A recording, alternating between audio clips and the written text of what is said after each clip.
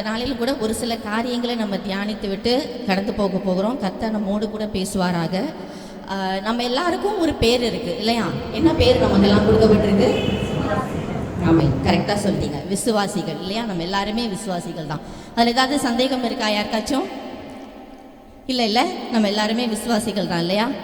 சரி, எதை வைத்து நம்ம விசுவாசிகள்னு நம்ம சொல்கிறோம் அப்படிங்கிற காரியத்தை தான் நம்ம இந்த நாளில் தியானிக்க போகிறோம். சரியா? சரி, ஒரே ஒரு கேள்வி கேட்குறேன். யாருடைய வாழ்க்கையிலையாவது கவலைகள், கஷ்டங்கள், போராட்டங்கள், துன்பங்கள், கண்ணீர், பாரங்கள் அதெல்லாம் இருக்கா? இருக்குதா? இருக்குன்னு சொல்கிறேன், இல்லைன்னு சொல்கிறாங்க. ஒரு அலையிலையா சொல்லுங்க பார்க்கலாம். அப்போ இருக்கு, எல்லாருக்குமே இருக்கு இல்லையா? எல்லாருடைய வாழ்க்கையிலும் நிறைய கஷ்டங்கள், பாரங்கள்லாம் அப்போ வச்சுட்டு தான் இருக்கும். இப்போ கர்த்தருடைய பிள்ளைகளுக்கு அதெல்லாம் இருக்கக்கூடாதுல்ல? கர்த்தருடைய பிள்ளைகளுக்கு கவலைகள், கஷ்டங்கள் எதுவுமே இருக்கக்கூடாது தானே? ஆமாம் தானே? இருக்கணுமா, இருக்கக்கூடாதா? அதை முதல்ல தெளிவாக சொல்லுங்க. கர்த்தருடைய பிள்ளைகளுக்கு, விசுவாசிகளுக்கு கவலைகள், கஷ்டங்கள் எல்லாம் இருக்கணுமா, இருக்கக்கூடாதா? கேட்கலையே. இருக்கக்கூடாது. இந்த சைட்லேருந்து ஒருமே சத்தமே வரலையே. இருக்கலாமா வேணாமா? வேண்டாம்ல, இருக்கக்கூடாது. இதெல்லாம் இருக்கலாமா வேண்டாமாங்கிறத மாத்திரம்தான் இன்னைக்கு, அதை பற்றி தான் நம்ம இன்னைக்கு தியானிக்க போகிறோம். சரியா?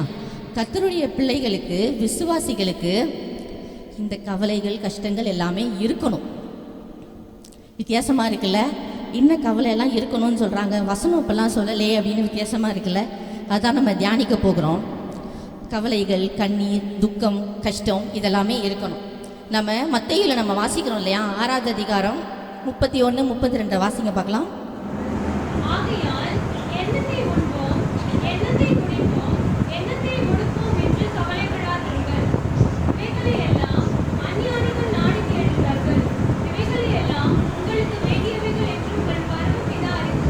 ஆமென். நமக்கு கவலைகள் எல்லாம் இருக்கணும் தான். ஆனால் நம்மளுடைய கவலை கஷ்டங்கள்லாம் எங்கே இருக்குது? ஒரு தப்பான இடத்துல இருக்குது. அதுதான் யோசிக்க வேண்டிய விஷயம் கர்த்தருடைய பிள்ளைகளுக்கு. நம்ம வேத வசனம் என்ன சொல்லுது? நம்ம எண்ணத்தை உண்போம், எண்ணத்தை குடிப்போம், எண்ணத்தை உடுப்போம்னு என்ன பண்ண வேண்டாம்? என்ன பண்ண வேண்டாம்? கவலைப்பட வேணாம். ஏன்னா அதெல்லாம் உங்களுக்கு தேவைங்கிறது உங்கள் பரமபிதா என்ன பண்ணியிருக்கிறாராம்? ஏற்கனவே அறிஞ்சு வச்சிருக்கிறாரு. இதெல்லாம் தான் அந்த உலகத்தில் இருக்கிற ஜனங்களும் என்ன பண்ணுறாங்க? தேடி ஓடிக்கிட்டு இருக்கிறாங்க. எனக்கு அடுத்த நேரம் என்ன பண்ணணும்? என்னுடைய பிள்ளைகளுக்கு வேணும், என்னோட பேர பிள்ளைங்களுக்கு வேணும், அடுத்த நேரம் சாப்பாட்டுக்கு என்ன பண்ணுறது, அடுத்த விஷயங்களுக்கு என்ன அப்படின்னு சொல்லி தான் இந்த உலகத்தில் இருக்கிற மனுஷர்களும் என்ன பண்ணுறாங்க? ஓடிக்கிட்டு இருக்கிறாங்க. ஆனால் உங்களுடைய என்னுடைய கவலைகள்லாம் இதில் இருக்க வேண்டியதில்லை. ஏன்னா இதெல்லாம் நமக்கு தேவைன்னு பரமபிதா அறிஞ்சு வச்சிருக்கிறாரு. இதெல்லாம் நம்ம கேட்காமே என்ன செய்யும்? நமக்கு என்ன செய்யும்? கூட கொடுக்கப்படும். என்ன பண்ணும்? கூட கொடுக்கப்படும். அப்போ நம்ம எதை பற்றி கவலைப்படணும்? வாசிக்கலாமா? 2 கொரிந்தியர் 11வது அதிகாரம் 28வது வசனம்.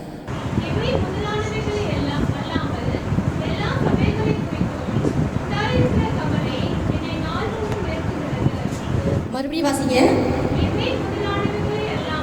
இவை முதலானவைகளே அல்லாமல் எல்லா சபைகளை குறித்தும் உண்டாயிருக்கிற கவலை என்னை நாள்தோறும் நெருக்குகிறது. ஒரு அலையில சொல்லுங்களேன், உற்சாகமா சொல்லுங்களேன் பார்க்கலாம். ஆமே. நம்மளுடைய கவலை எங்கே இருக்கணும்? சபையை குறித்து, கர்த்தருடைய ஆலயத்தின் மேல இருக்கணும். பாருங்க, கர்த்தருடைய ஆலயத்தின் மேல நம்மளுடைய கவலை இருக்கணும். நம்ம கர்த்தருடைய ஆலயம் என்ன செய்யணும்? வளரணும். கர்த்தருடைய ஊழியம் இன்னும் வளரணும். கர்த்தருடைய ஆலயத்தை குறித்ததான கவலை விசுவாசிகளுக்கு இருக்குதான்னு நம்ம சிந்திச்சு பார்க்கணும். உண்மையிலே கர்த்தருடைய பிள்ளைகளுக்கு சபையை குறித்த, ஆலயத்தை குறித்ததான சிந்தனை, கவலை ரெண்டாவதாக விடுங்க, அதை பற்றி தானே சிந்தனையாவது இருக்குதான்னு சொல்லி நம்ம ஒரு நிமிஷம் நம்ம யோசிச்சு பார்க்கணும். ஞாயிற்றுக்கிழமை ஆராதனைக்கு வர்றதோட என்ன ஆயிடுது? விசுவாசிகளுடைய வாழ்க்கை முடிஞ்சு போயிடுது. அதுக்கப்புறம் என்ன பண்ணுறது இல்லை? சபையை குறித்தும் ஊழியங்களை குறித்தும் நம்ம யாருமே யோசிக்கிறதே இல்லை. அந்த ஒரு 4 பேர் மட்டும்தான் என்ன பண்ணுறாங்க? அதை பற்றி சிந்திக்கிறாங்களே ஒழிய வேறு யாருக்குமே அந்த சிந்தனை இருக்கிறது இல்லை பாருங்கள். ஆனால் வேத வசனம் என்ன சொல்லுது? அப்போஸ்தலனாகிய பவுல் என்ன சொல்கிறாரு? எல்லா சபைகளை குறித்ததுமான கவலை தான் எனக்கு என்ன பண்ணுது? நாள்தோறும் என்ன பண்ணுது? நீ நெருக்கிட்டு இருக்குது. அப்போ சபைகளையும் கர்த்தருடைய ஆலயத்தையும் குறித்த சிந்தனை இருக்கணும். நம்மளுடைய சபை, கர்த்தர் நமக்குன்னு ஒரு ஆலயத்தை கொடுத்துருக்கிறாரு. இந்த சபை எப்படி இருக்கு, நம்மளுடைய சபைக்குன்னு நம்மளுடைய கான்ட்ரிபியூஷன் என்ன, நம்ம சபைக்காக நம்ம என்ன செய்கிறோம், ஊழியங்களுக்காக நம்ம என்ன செய்கிறோம், எவ்வளவு தூரம் நம்ம கர்த்தருக்காக ஓடுறோம், கர்த்தருடைய ஊழியங்களுக்காக நம்ம என்னெல்லாம் நம்மளால செய்ய முடியுமோ அதெல்லாம் நம்ம செய்கிறோமா அப்படிங்கிறத கர்த்தருடைய பிள்ளைகள் நம்ம யோசித்து பார்க்கணும். பாருங்கள், வேத வசனம் சொல்லுகிறது எபேசியர் 4:2 அன்பினாலே ஒருவரையொருவர் என்ன பண்ணணுமா, தாங்குங்கள்னு சொல்லுது. அதனால தான் சபை கூடி வருதல்ங்கிறது ரொம்ப ரொம்ப முக்கியமான ஒரு காரியம். பாருங்கள், இது ஒரு ஃபெலோஷிப். அவங்கவுங்க வீட்டிலேருந்து கூட நம்ம ஜெபிக்கலாம் இல்லையா? கர்த்தர் கேட்க மாட்டாரா ஜெபத்தை? வீட்டிலேருந்து ஜெபம் பண்ணோம்னா கேட்பாரு. ஆனாலும் சபை கூடி வருதல்ங்கிற ஒரு காரியத்தை எதுக்காக கொடுத்துருக்குறாங்க? நம்மளுடைய விசுவாசிகளுக்குள்ளார, சபையாருக்குள்ளார என்ன இருக்கணும், ஒரு ஐக்கியம் இருக்கணும், ஒரு ஃபெலோஷிப் இருக்கணும். ஒருவரை ஒருவர் என்ன பண்ணணும், அன்பினாலே தாங்குங்கள்னு சொல்லப்பட்டிருக்கு. இப்போ ஒருத்தருக்கு ஏதாவது ஒரு அவங்களுடைய குடும்பத்திலேயோ அவங்களுடைய தனிப்பட்ட வாழ்க்கையிலையோ ஒரு பிரச்சனையோ ஒரு கஷ்டமோ இருக்குன்னு சொன்னால் நம்ம போய் என்ன பண்ணணும், அவங்கள தாங்கணும். அதை நம்ம செய்கிறோமா? விசுவாசிகள் நம்ம செய்கிறோமா? நிறைய பேர் செய்கிறதே இல்லை இல்லையா? நிறைய நேரங்களில் என்ன பண்ண, அறிவிப்பு வரும், நம்ம சபையில் ஒருத்தவங்க வீட்டில் கல்யாணம், இல்லை நம்ம சபையில் ஒருத்தவங்க வீட்டில் ஒரு துக்கமான காரியம் அப்படின்னு சொல்லி எத்தனை பேர் அதுக்குன்னு மெனக்கெட்டு நம்ம வரோம்? வர்றதில்லைல்ல, நிறைய பேர் வர்றதே கிடையாது. ஆனால் நம்மளுக்கு நம்மளுடைய ஆலயத்தையும் நம்மளுடைய சபையும் கொடுத்ததான கவலை இருக்கணும். பாருங்கள், ஆகாய் 1வது அதிகாரம் எடுத்துக்கோங்க. அது 4வது வசனத்தை வாசிக்கிறீங்களா? 4வது வசனத்தையும் 8வது வசனத்தையும் வாசிங்க.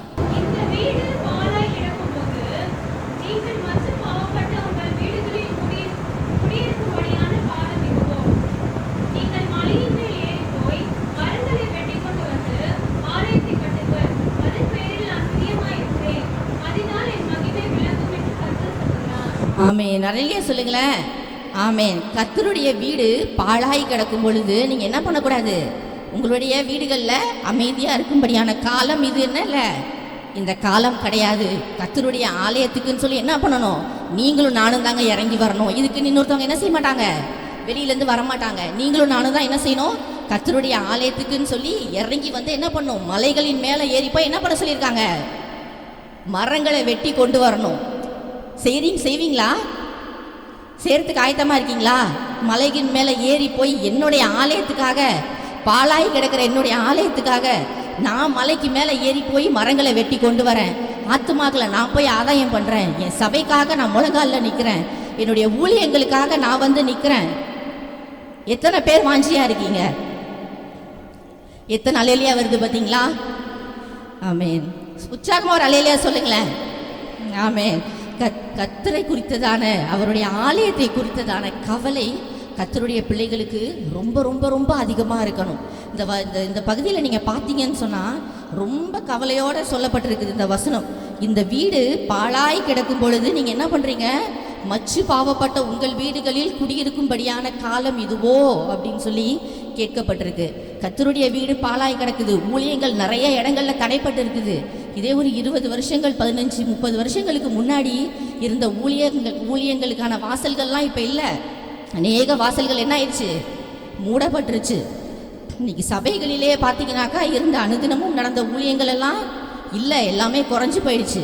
ஆமாம் தானே, நம்மளே பார்க்குறோம் இல்லையா? இந்த கோவிட்க்கு முன்னாடி, இந்த ஒரு 3-4 வருஷத்துக்கு முன்னாடி, 20 வருஷம் கூட வேண்டாம், இந்த ஒரு 4-5 வருஷத்துக்கு முன்னாடி இருந்த அந்த வாய்ப்புகள் கூட இப்போ இல்லை.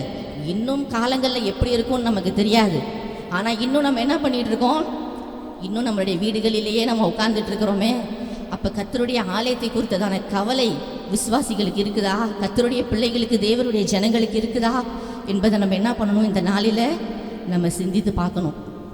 இனி வருகிற நாட்களில் அந்த கவலை நம்மளுடைய இருதயத்தில் அதிகமாக வரணும். பாருங்கள், கர்த்தருடைய பிள்ளைகளுக்கு என்னுடைய ஆலயம், என்னுடைய சபை, என்னுடைய ஊழியம், இதில் நான் என்ன செய்ய முடியும், என்னால் என்ன பண்ண முடியும் அப்படிங்கிற ஒரு காரியம். அது வேற யாராவது செய்வாங்க, இல்லை பெரிய பெரிய ஊழியக்காரங்க இருக்காங்க, சபையில் மூப்பர்கள் இருக்காங்க, அவங்கெல்லாம் செய்வாங்க.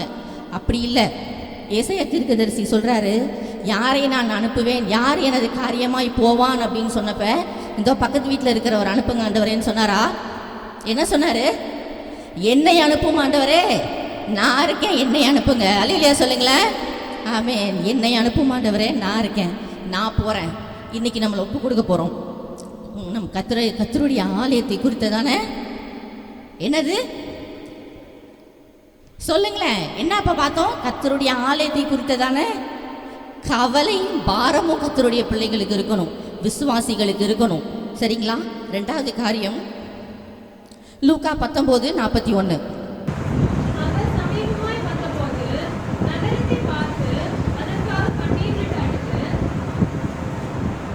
அடுத்த வசனம் வாசிங்க.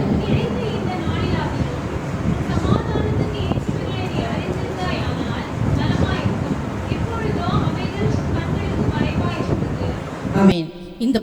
இந்த வசனம் எந்த சூழ்நிலையில் சொல்லப்பட்டிருக்கு அப்படின்னு பார்த்தீங்கன்னா, இயேசு கிறிஸ்துவானவர் கழுதையின் மேலேறி பவனி வருகிறார் இல்லையா?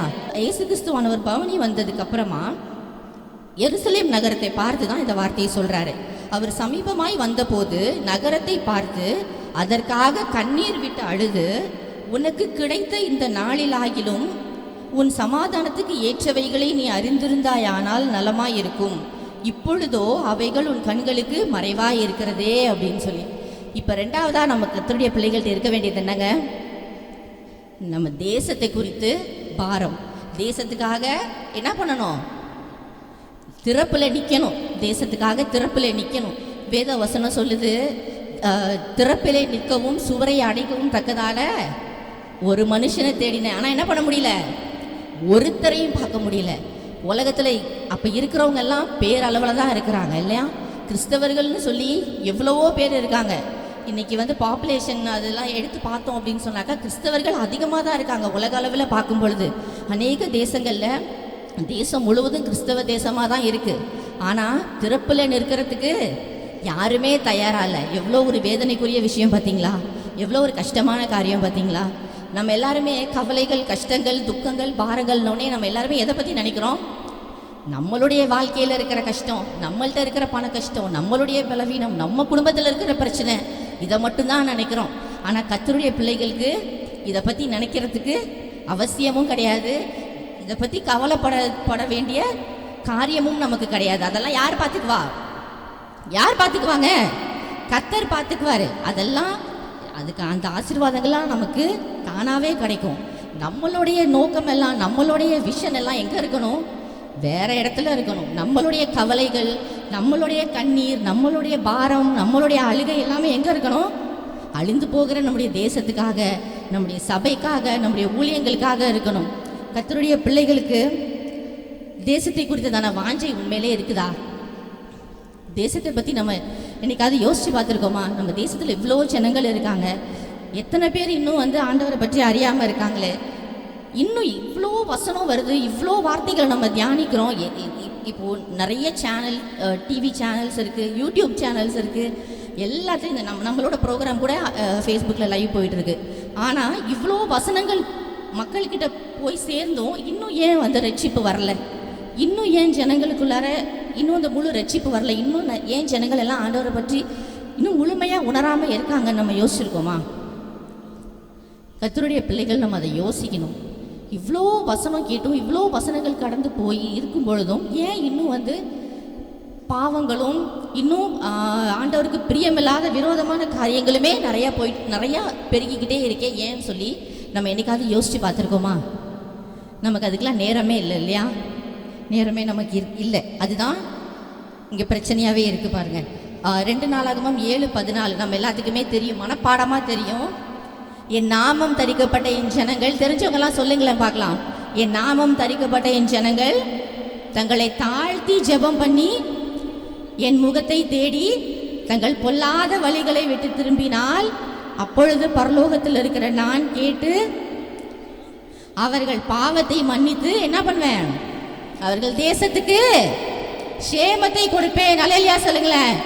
நம்ம இருக்கிற தேசம் ஆசீர்வாதமாக இருக்கணுமா இல்லையா? நம்ம இருக்கிற நகரம் ஆசீர்வாதமாக இருக்கணுமா இல்லையா?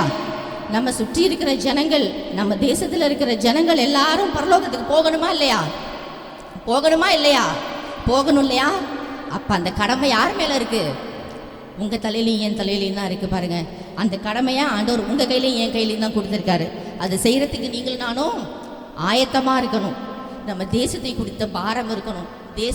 தேசத்தை குறித்த கவலை நமக்கு இருக்கணும் பாருங்கள். 1 சாமுவேல் 17வது அதிகாரத்தை எடுத்து வச்சுக்கோங்க. அந்த சம்பவம் நமக்கு எல்லாருக்குமே தெரியும். அந்த பகுதியில் எந்த சம்பவத்தை பற்றி சொல்லப்பட்டிருக்கு தெரியுங்களா? தாவீது கோலியாத்தை பற்றி உள்ள சம்பவம் இல்லையா? சின்ன குழந்தைகளுக்கு கூட தெரியும் தாவீது கோலியாத்தை பற்றி.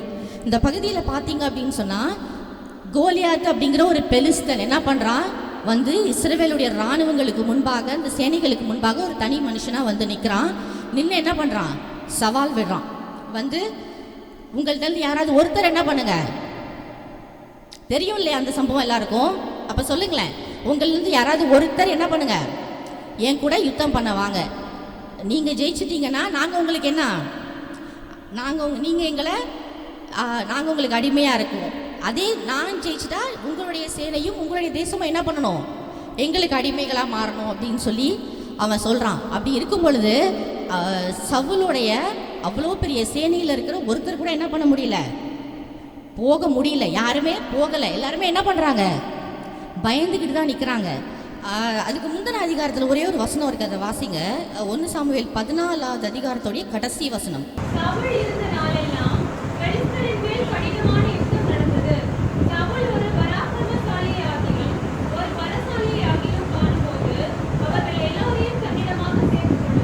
ஆமேன். இப்போ இந்த வசனத்துலேருந்து நமக்கு தெளிவாக நம்ம தெரிஞ்சுக்கலாம், சவுலுக்கும் அதாவது இஸ்ரவேல் ஜனங்களுக்கும் பெலிஸ்தருக்கும் இந்த யுத்தம் தொடர்ந்து நடந்துக்கிட்டே இருக்கு. அதனால சவுல் என்ன பண்ணுறாரு, எந்த ஒரு பலசாலியோ ஒரு பராக்கிரமசாலியோ யாரை பார்த்தாலுமே உடனே என்ன பண்ணுறாரு, தன்னோட இராணுவத்தில் தன்னுடைய சேனையில் அவர் சேர்த்துக்கிறாரு. அப்போ அவருடைய இராணுவத்தில் இருந்தவங்களாம் எப்படிப்பட்டவங்களா இருந்திருப்பாங்க, பயங்கர பெரிய பலசாலிகளாகவும் யுத்த வீரர்களாகவும் தான் இருந்திருப்பாங்க. ஆனால் அவர்களால் யாராலையுமே என்ன பண்ண முடியல, இந்த பெலிஸ்தன் முன்னாடி போய் நிற்கவே முடியல. அவ்வளோ பயந்துக்கிட்டு இருந்தாங்க பாருங்க. ஆனால் இந்த தாவீது ஒரு சின்ன பையன்தான், ஆடு மேய்ச்சிட்டு இருந்த ஒரு சாதாரண சின்ன பையன்தான்.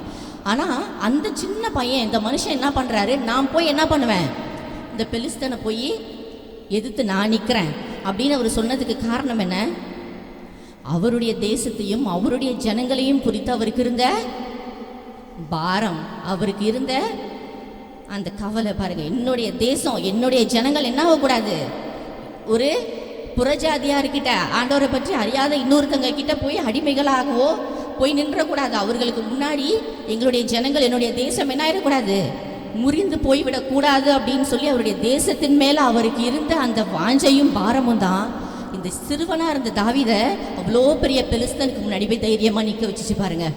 கர்த்தர் அவனோட இருந்தார். ஒரே ஒரு கூழாங்கல்லினால என்ன பண்ணாருன்னு பார்க்குறோம், அந்த பெலிஸ்தனை முறியடித்தாருன்னு சொல்லி பார்க்குறோம். அப்போ நம்மளுடைய தேசத்தின் மேலே நமக்கு அப்படிப்பட்டதான வாஞ்சை இருக்கணும். நம்மளுடைய தேசம் சந்திக்கப்படணும். நம்ம தேசத்தில் எவ்வளவோ ஜனங்கள் இருக்காங்களே. இன்றைக்கி அந்த கோலியாத்தை போல தான் பெரிய பெரிய பெரிய கோலியாத்தூர் ராட்சதன்னு சொல்லி நம்ம பார்க்குறோம் இல்லையா? அதை போல் பெரிய பெரிய பாவமான காரியங்கள் தான் நம்ம தேசத்தை சுற்றி சூழ்ந்து நிற்குது. நம்ம தேசத்தில் இருக்கிற வாலிபர்கள், சின்ன பிள்ளைங்க எல்லாரையுமே இந்த பாவங்கள் தான் என்ன பண்ணுது, சுற்றி கட்டி போட்டு வச்சிருக்கு பாருங்க. அப்போ அப்படிப்பட்ட பெலிஸ்தர், கோலியாத்தை போன்ற ஒரு பெலிஸ்தர்கிட்ட இருந்து நம்ம தேசத்தை காப்பாற்றணும்னா அதுக்கு யார் வரணும், யார் போகணும்? பெரிய பெரிய ஊழியக்காரவங்க, பெரிய பாஸ்டர்ஸ் அவங்க தான் போகணுமா? பெரிய அப்போஸ்தலர்கள் அவங்க தான் போகணுமா? இல்லைங்க, நீங்களும் நானும் தான் போய் நிற்கணும். அல்லேலூயா சொல்லுங்க. ஆமென். நிற்க ஆயத்தமாக இருக்கீங்களா? ஆயத்தமாக இருக்கீங்களா? என்னடா அது இவங்க என்னென்னமோ சொல்கிறாங்களே, நீ ஆசீர்வாதமாக இருப்ப, உனக்கு இரட்டத்தனியான நன்மை வரும் இப்படின்னு சொன்னால் பரவாயில்ல, போய் உங்கள் சபைக்காக கவலைப்படுங்க, தேசத்துக்காக பாரப்படுங்க, போய் யுத்தத்துக்கு நில்லுங்கன்னெலாம் சொல்கிறாங்களே நினைக்கிறீங்களா? இதுக்காக தாங்க நீங்களும் நானும் அழைக்கப்பட்டிருக்கோம். ஆமாம் தானே? அல்லேலூயா சொல்லுங்களேன் பார்க்கலாம். இதுக்காக தான் நீங்களும் நானும் அழைக்கப்பட்டிருக்கோம். இதுக்காக தான் உங்களை ஏன் ஆண்டவர் கொண்டாந்து நீங்கள் வச்சிருக்கிறாரு பாருங்க. முன்னாடி காலங்களில் நம்மளுக்கு முன்னாடி இருந்த அப்போஸ்தலர்களும் ஊழியர்களும் கர்த்தருடைய சீஷர்களும் இதை செஞ்சதுனால தான் இன்னைக்கு நீங்களும் நானும் இங்கே உட்காந்துருக்கோம். அவங்க இதை செய்யாமல் இருந்திருந்தாங்கன்னு சொன்னால் நம்ம இந்த இடத்துக்கு வந்திருக்க முடியுமா? முடியாது இல்லையா? அப்போ இன்னும் வெளியில் இருக்கிற ஜனங்கள் எல்லாம், கர்த்தரை பற்றி அறியாத புறஜாதியாரெல்லாம், இன்னும் ஆண்டவரை பற்றி அறியாமல் பாவத்துக்குள்ளே வாழ்ந்துட்டு இருக்கிறவங்கெல்லாம் இங்கே வரணும்ல. நாம் பெற்றுக்கொண்ட ஆசீர்வாதத்தையும் நம்ம ருசித்த ஆண்டவருடைய அன்பையும் அவங்களும் ருசித்து பார்க்கணுமா இல்லையா? பார்க்கணும் இல்லையா? அப்போ அது யார் கையில் இருக்குது? உங்களுடைய என்னுடைய கையில் தான் இருக்குது பாருங்கள். நம்மளுடைய சிந்தனைகளை விசுவாசிகள் கொஞ்சம் மாற்றணும். நம்ம எனக்கு என்னோட ஆசீர்வாதம், என் குடும்பத்தோட ஆசீர்வாதம், என்னோட நன்மை, நம்ம வசனங்கள் எல்லாமே ஆண்டவர் நமக்காக கொடுத்துருக்காரு தான். ஆனால் அது எல்லாமே நம்ம என்ன பண்ணுறோம், நம்மளுடைய ஆசீர்வாதங்கள்னு மட்டும் நம்ம எடுத்துக்கிறோம். ஆப்வியஸ்லி அந்த ஆசீர்வாதங்கள் எல்லாம் நமக்கு இருக்க போகுது. ஆனால் நம்ம இன்னும் கொஞ்சம் என்ன பண்ணணும், ஆவிக்குரிய ஜீவியத்தில் இன்னும் அதிகமாக யோசிக்கணும், இன்னும் கொஞ்சம் ஆழமாக யோசிக்கணும். நம்மளுடைய ஊழியங்களை பற்றி, நம்மளுடைய ஆவிக்குரிய காரியங்களை பற்றி, நமக்கு கொடுக்கப்பட்டிருக்கிற பொறுப்புகள், உத்தரவாதங்களை பற்றி நம்ம இன்னும் கொஞ்சம் அதிகமாக யோசிக்கணும். பாருங்கள், ஒரு சின்ன கதை சொல்கிறேன். ஒரு குட்டி பையன் இருந்தானாம், சண்டே ஸ்கூலில் படிக்கிற ஒரு குட்டி பையன். அவனுக்கு இந்த ப்ளே ஸ்டேஷன்லாம் இப்போ பிள்ளைங்க விளையாடுறாங்க இல்லையா, கேம்ஸ்லாம் விளையாடுறது, அது கொஞ்சம் விலை அதிகமாக இருக்கும். ஸோ அந்த மாதிரி ஒரு ப்ளே ஸ்டேஷன் வேணும் அப்படின்னு சொல்லி அவங்க வீட்டில் போய் கேட்டாலாம். கேட்டபொழுது அவங்க அம்மா சொன்னாங்களாம், நீ போய் என்ன பண்ண, ஏசப்பா கிட்ட கேளு, ஏசப்பா தருவாங்க. அவன் போய் ஆண்டவர்கிட்ட போய் முட்டி போட்டு ஜோம் பண்ணானான். ஜோம் பண்ணி, ஆண்டவரே எனக்கு ப்ளே ஸ்டேஷன் வேணும். ஆனால் அவனுக்கு கிடைக்கவே இல்லை. உடனே அவங்க அம்மாட்ட போய் கேட்டானா, ஜோமனை சொன்னீங்களே அம்மா, நான் ஜோமனே எனக்கு கிடைக்கவே இல்லையே. நீ குறும்பு பண்ண, தப்பு பண்ணினா உன் ஜெபத்தை ஏசப்பா என்ன பண்ண மாட்டாங்க, கேட்க மாட்டாங்க. அதனால நீ என்ன பண்ணு, நீ நல்ல பிள்ளையாக இருக்கணும், நல்ல பிள்ளையாக இருந்து குறும்பு பண்ணாமல் இருந்து நீ போய் ஏசப்பா கிட்ட கேளு, அப்போ உனக்கு ஏசப்பா கொடுப்பாங்க. இவனும் ரொம்ப ரொம்ப ரொம்ப ரொம்ப கஷ்டப்பட்டு கொஞ்சம் அவன் செஞ்ச ஒரு சில குறும்புத்தனத்தெல்லாம் ரொம்ப கண்ட்ரோல் பண்ணி வச்சுட்டு அதுக்கப்புறம் போய் திரும்பவும் கேட்டானான், ஏசப்பா எனக்கு என்ன பண்ணுங்க, எனக்கு இந்த ப்ளே ஸ்டேஷன் கொடுங்க. அப்போயும் என்ன பண்ணல, அவனுக்கு அது கிடைக்கவே இல்லையாம். உடனே அந்த பையன் என்ன பண்ணானா, சரி பக்கத்தில் அவங்க வீட்டுக்கு பக்கத்துலேயே ஒரு ரோமன் கத்தோலிக் திருச்சபை ஒன்று இருந்துதான், ஒரு கேத்தலிக் ஆர்சி சர்ச்சு. சரின்னு சொல்லிட்டு இவன் உடன் வேகமாக ஓடினாலும் அந்த சர்ச்சுக்கு போயிட்டு அங்கே அந்த மரியாளுடைய அந்த சிலைகள்லாம் வச்சுருப்பாங்க இல்லையா, இல்லை ஒரு குட்டி சிலை ஒன்று இருந்துச்சான், அதை தூக்கிட்டு வீட்டுக்கு ஓடி வந்துட்டானான்.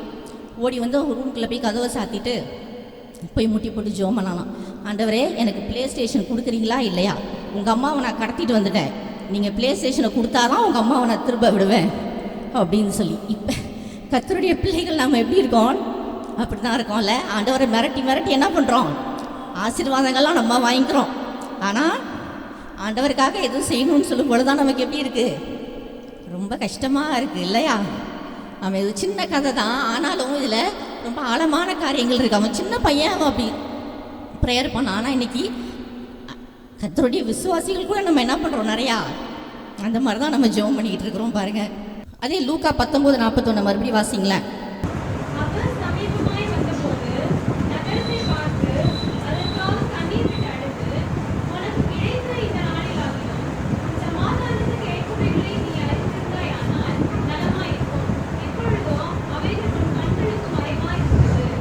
ஆமென். அதே ஏசாயா 1:7 வாசிங்க.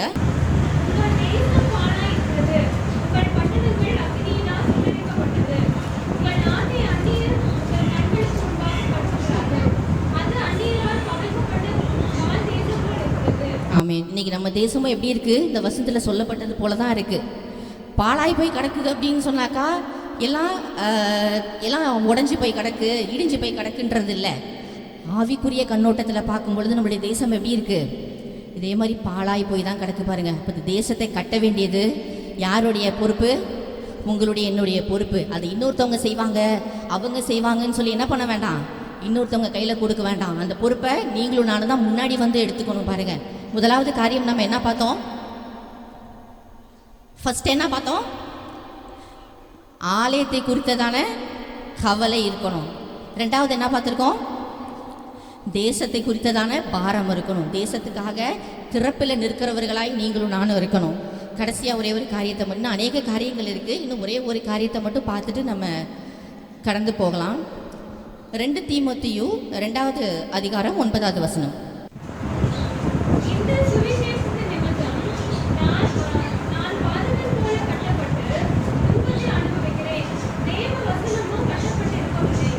ஆமென். இப்போ மூணாவதாக என்ன பார்க்குறோம், சுவிசேஷத்தின் நிமித்தம் துன்பப்படுவதற்கு ஆயத்தமாக இருக்கணும். ரொம்ப கஷ்டமான காரியம் இல்லை. சுவிசேஷத்தின் நிமித்தம், கர்த்தரின் நிமித்தம், ஒரு ஆத்மாவை ஆதாயம் பண்ணுகிறதற்காக நம்ம என்ன பண்ண ஆயத்தமாக இருக்கணும், துன்பங்களையும் உபத்திரவங்களையும் கஷ்டங்களையும் அனுபவிக்கிறதற்கும் என்ன பண்ணணும், ஆயத்தமாக இருக்கணும். இருக்க முடியுமா?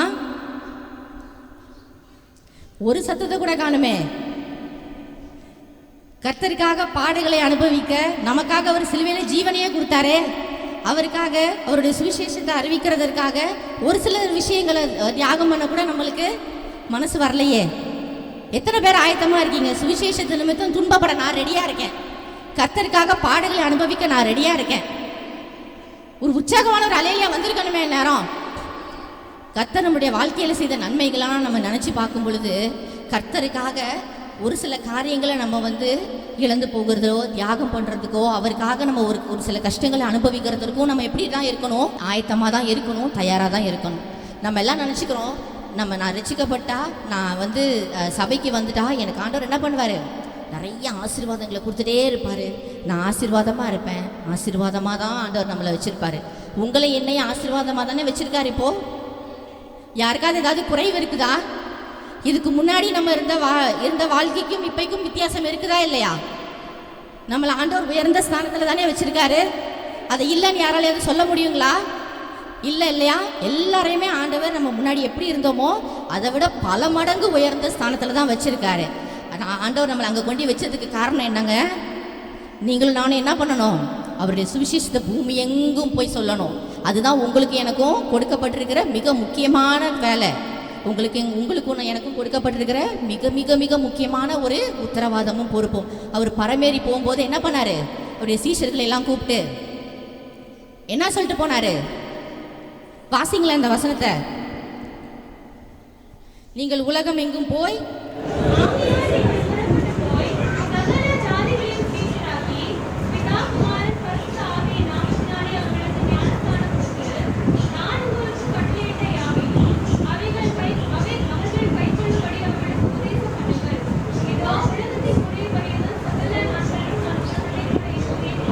ஆமேன் ஆமேன். இதான் ரொம்ப முக்கியமான காரியம். நீங்கள் புறப்பட்டு போங்க, சகல ஜாதிகளுக்கு போய் என்ன பண்ணுங்க?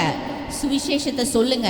இப்போ நான் சொன்ன மாதிரி பாடுகள் உபத்திரவங்கள் கஷ்டங்கள்னோடனே எல்லாருக்கும் ஒரு பயம் வந்துருச்சு. ஐயோ வசனத்தை சொன்னால் நமக்கு என்ன ஆகும்? நிறைய கஷ்டம் வரும் போல இருக்கே, நிறைய பாடுகள் வரும் போல இருக்கே அப்படின்னு சொல்லி. இல்லை, இதுலேயே ஆண்டவர் என்ன சொல்லியிருக்காரு? இந்த உலகத்தின் முடிவு பரியந்தம் சகல நாட்களிலும் நான் என்ன பண்ணுறேன்? உங்களோடனே கூட இருக்கிறேன். நல்லையா சொல்லுங்க. ஆமேன். கர்த்தர் நம்மளோட இருக்கும் பொழுது நம்மளுக்கு ஒரு தீங்கும் என்ன பண்ணாது? வரவே வராதுங்க. நம்மளுக்கு எதிராக என்ன தீங்கு வந்தாலும் அதை கர்த்தர் என்ன பண்ணுவார்? நன்மையாக மாற்றுவார். அதனால் நீங்கள் அதை பற்றி கவலையே பட வேணாம். எனக்கு ஒரு வேளை வசனத்தை சொன்னால் தீங்கு வந்துடுமோ, கஷ்டம் வந்துடுமோ, எல்லாத்தையும் ஆண்டவர் பார்த்துப்பார். ஆனால் நம்ம தானியலில் பார்க்குறோம் இல்லையா? ஷாத்ராக் மேஷாக் ஆபேத்நேகோன்ற 3 வாலிபர்களும் என்ன சொன்னாங்க? நாங்கள் ஆராதிக்கிற தேவன் என்ன பண்ணுவார்? எங்களை தப்புவிக்க வல்லவராய் இருக்கிறாரு. அவர் இந்த எரிகிற அக்னி சூளைக்கும் ராஜாவாகிய உடைய கைக்கும் எங்களை நீங்களாக்கி தப்புவிப்பாரு. அப்படியே தப்புவிக்காமல் போனாலும் நாங்கள் என்ன பண்ண மாட்டோம்? நீங்கள் வச்ச சிலையை நாங்கள் வணங்க மாட்டோம். அப்படிப்பட்ட உறுதியான விசுவாசமும் உறுதியான நம்பிக்கையும் ஆண்டவர் மேலே உங்களுக்கும் எனக்கும் இருக்கணும். அவங்க 3 பேரும் அப்படி நின்னதுனால தான் அந்த ராஜா முதற்கொண்டு என்ன பண்ணாரு? அந்த நிமிஷத்திலேயே ரட்சிக்கப்பட்டாரு. கர்த்தருடைய நாமத்தை ஒரு புறஜாதியாரான ஒரு ராஜா, வேற ஒரு நாட்டுடைய ராஜா என்ன பண்றாரு? ஆண்டவரை மகிமைப்படுத்துறாரு. இவர்களுடைய தேவன் தான் தேவன், இவர்களுடைய தேவனை தவிர வேற தேவன் இல்லைன்னு சொல்லி அந்த ராஜா சொன்னதுக்கு காரணம் இந்த 3 வாலிபர்களுக்குள்ள இருந்த அந்த உறுதியான அசைக்க முடியாத நம்பிக்கையும் விசுவாசமும். வேத வசனம் சொல்லுது, புறஜாதியாருக்கும் ஆண்டவரை பற்றி அறியாத ஜனங்களுக்கும் நீங்களும் நானும் தான் என்ன நிருபங்களா இருக்கும் இல்லையா? வேத வசனம் நம்ம இங்க வசனத்தை கேட்கிறோம், பைபிளை வாசிக்கிறோம், நமக்கு வசனம் தெரியும். ஆனால் வெளியில் இருக்கிற ஜனங்களுக்கு வசனம் வாசிக்க மாட்டாங்க இல்லையா? அவங்க பிரசங்கம் கேட்க மாட்டாங்க. அப்போ அவங்களுக்கு வேத வசனம் யாரு? நிருபங்கள் யாரு? நீங்களும் நானும் தான். நம்மளுடைய வாழ்க்கையை வச்சு தான் அவர்கள் என்ன பண்ணுவாங்க? ஆண்டவரை அறிந்து கொள்வாங்க, ஆண்டவரை மகிமைப்படுத்துவாங்க. அப்போ நம்ம நிமித்தமாக தான் புறஜாதியார் ஆண்டவரை மகிமைப்படுத்தணும். அப்போ நம்மளுடைய வாழ்க்கை எப்படி இருக்கணும் அப்படிங்கிறத கர்த்தருடைய பிள்ளைகள் நம்ம சிந்திச்சு பார்க்கணும். பாருங்க, நேரம் கடந்துருச்சு. அப்போஸ்தலர் 16வது அதிகாரத்தில் பார்க்குறோம், பவுலும் சீலாவையும் குறித்து சொல்லப்பட்டிருக்கு. இந்த வசனங்கள்லாம் குறித்து வச்சுக்கோங்க, நீங்கள் வீட்டில் போய் வாசிங்க. அதே மாதிரி 1 கொரிந்தியர் 11:23-27 அதையும் குறித்து வச்சுக்கோங்க. அதில் அப்போஸ்தலனாகிய பவுல் சுவிசேஷத்தின் நிமித்தம் அவர் எவ்வளோ பாடுபட்டிருக்கிறாருன்னு சொல்லி அதில் தெளிவாக சொல்லப்பட்டிருக்கு. அந்த மனுஷன் ஒரு காலத்தில் வசனத்தை சொன்னவங்களை துன்பப்படுத்திட்டு இருந்தவர். ஆனால் சடுதி ஒளியில் கர்த்தர் அவரை சந்தித்த பொழுது அந்த மனுஷன் என்ன பண்ண ஆரம்பிச்சிட்டாரு? அவர் கர்த்தருடைய வசனத்தையும் சுவிசேஷத்தையும் சொல்ல ஆரம்பிச்சிட்டாரு. அவர் என்ன பண்ண ஆரம்பிக்கிறார்? இப்போ அநேக பாடுகளை சுவிசேஷத்தின் நிமித்தம் அவர் ஏற்றுக்கொண்டதுனால தான் அவர் சொல்கிறாரு, சுவிசேஷத்தினால என்ன பண்ணணும்? சுவிசேஷத்தை குறித்து தானே துன்பத்தை நம்ம அனுபவிக்க வேண்டியதாக இருக்குன்னு சொல்கிறாரு பாருங்க. அப்போஸ்தலனாகிய பவுல் போய் கர்த்தருடைய அநேக தேசங்களுக்கு போய் வசனத்தை சொல்லலை அப்படின்னு சொன்னால் கண்டிப்பாக இந்த வேத வசனமோ கர்த்தருடைய வார்த்தையோ இவ்வளோ தூரம் என்ன பண்ணியிருக்காது? உலகம் எங்கும் போய் சேர்ந்திருக்காது. அவர் இதை பற்றி கவலைப்பட்டு பயந்து உட்கார்ந்துருந்தாருன்னு சொல்லியிருந்தா இந்த வசனம் நம்மக்கிட்டலாம் வந்திருக்காது. அப்போ உங்களுக்கும் எனக்கும் கையில் கொடுக்கப்பட்டிருக்கிற உத்தரவாதம் எவ்வளோ பெருசு பார்த்தீங்களா? இந்த பவுலும் சீலாவும் அப்படி தான் இருந்தாங்க பாருங்கள். அவங்க சுவிசேஷத்தின் நிமித்தமாக தான் சிறைச்சாலையில் அடைக்கப்பட்டாங்க, தொழுமரத்தில் கட்டப்பட்டிருந்தாங்க. அவ்வளோ அடிக்கப்பட்டு அவங்கள வந்து பயங்கரமாக அடிக்கிறாங்க. அடித்து அவங்களுடைய வஸ்திரங்களெல்லாம் கிழித்து அதுக்கப்புறம் தான் என்ன பண்ணுறாங்க? கொண்டு போய் தொழுமரத்தில் கட்டி சிறைச்சாலையில் உள்காவலில் கொண்டு போய் வைக்கிறாங்க. அப்படி இருக்கும் பொழுது அவங்க என்ன பண்ணாங்கன்னு பார்க்குறோம். அங்கேயும் இருந்து அவங்க என்ன பண்ணாங்க? ஆண்டவரை ஆராதிச்சாங்க. சிறைச்சாலைகளுடைய கதவுகள்லாம் என்னாச்சான்? திறக்கப்பட்டது. சிறைச்சாலையினுடைய கதவுகள் எல்லாம் திறக்கப்பட்டதுன்னு பார்க்குறோம் பாருங்க. அல்லேலூயா சொல்லுங்களேன். ஆமென். அப்போது கர்த்தருடைய சுவிசேஷத்தை உலகமெங்கிலும் போய் சொல்லக்கூடிய அந்த பொறுப்பும் உத்தரவாதமும் நம்ம கையில் இருக்குது பாருங்கள். கர்த்தருடைய சுவிசேஷத்திற்காக சுவிசேஷத்தை ஜனங்களுக்கு போய் அறிவிக்கிறதற்காக உபத்திரவப்படுகிறதற்கும் துன்பப்படுகிறதற்கும் கூட நம்ம என்ன பண்ணணும்? தயாராக இருக்கணும், ஆயத்தமாக இருக்கணும். எத்தனை பேர் ஆயத்தமாக இருக்கீங்க? உண்மையிலே கர்த்தருடைய வாழ்க்கையில் நிறைய நன்மை செஞ்சுருக்காரு. என் ஆண்டவர் இவ்வளோ பெரிய உயர்ந்த ஸ்தானத்தில் கொண்டாந்து வச்சுருக்காரு.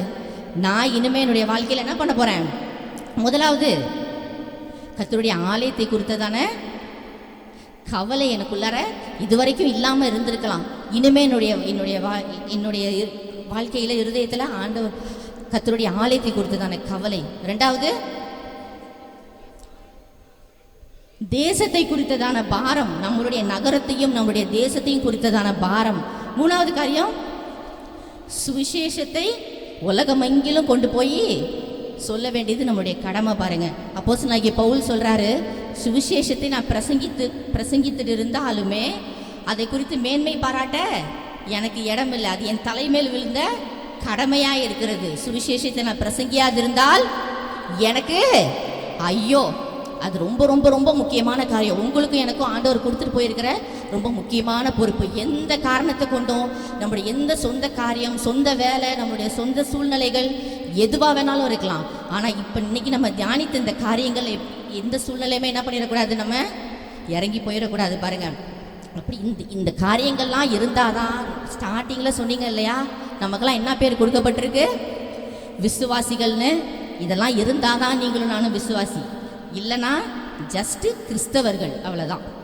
பேரளவில் கிறிஸ்தவர்கள். நம்ம தமிழ்நாட்டில் இருக்கிறதுனால, தமிழ் பேசுகிறதுனால தமிழர்கள், இந்தியாவில் வாழ்கிறதுனால இந்தியர்கள்னு சொல்கிற மாதிரி பேரளவில் நம்ம ஒரு கிறிஸ்தவர்கள், அவ்வளோதான். நீங்களும் நானும் பேரளவில் இருக்க விரும்புகிறோமா, இல்லை உண்மையிலே கர்த்தருடைய ஜனங்களாகவும் கர்த்தருடைய விசுவாசிகளாகவும் இருக்க விரும்புகிறோமாங்கிறத இந்த நாளில் நம்ம தீர்மானிக்க போகிறோம். நம்ம எல்லாரும் கண்களை மூடுவோமா? ஒரு நிமிஷம் கண்களை மூடி நம்ம தேவ சமூகத்தில் நம்மளை ஒப்பு கொடுப்போம். அன்பின் நல்ல ஆண்டவரே, இந்த நல்ல வேலைக்காக நன்றி செலுத்துகிறோம். தேவரீர் நீர் சபையோடு பேசியிருக்கிற நல்ல வார்த்தைகளுக்காக நன்றி ராஜா. கர்த்தாவே, இந்த நாளில் எங்களுடைய ஆவி ஆத்மா சரீரங்களை நாங்களுடைய வார்த்தையின் மூலமாய் பலப்படுத்தி கொள்ள நீர் கொடுத்த கிருபைக்காக நன்றி. இந்த வார்த்தைகளை கேட்டிருக்கிற பிள்ளைகள் ஒவ்வொருவரையும் ராஜா நீர் ஆசீர்வதிப்பீராக. கர்த்தாவே, இந்த வார்த்தைகளின் மூலமாய் நாங்கள் எங்களுடைய ஆவிக்குரிய ஜீவியத்தை இன்னும் அதிகமாய் நாங்கள் பலப்படுத்தி கொள்ள தேவ ஆவியானவர் நீர் கிருபை தரும்படியாய் ஜெபிக்கிறோம் ஆண்டவரே. கர்த்தாவே, கேட்ட ஒவ்வொருவரையும் இரட்டத்தனையாய் நீர் ஆசீர்வதித்து நிரப்பி அனுப்பும்படியாய் ஜெபிக்கிறோம் ஆண்டவரே. இப்படி கரங்களை ஒப்புக் கொடுக்கிற ராஜா, சகலவற்றையும் ஆவியானவர் நீர் பொறுப்பெடுத்துக் கொள்ளுங்க. இயேசுவின் நாமத்தில் பிதாவே.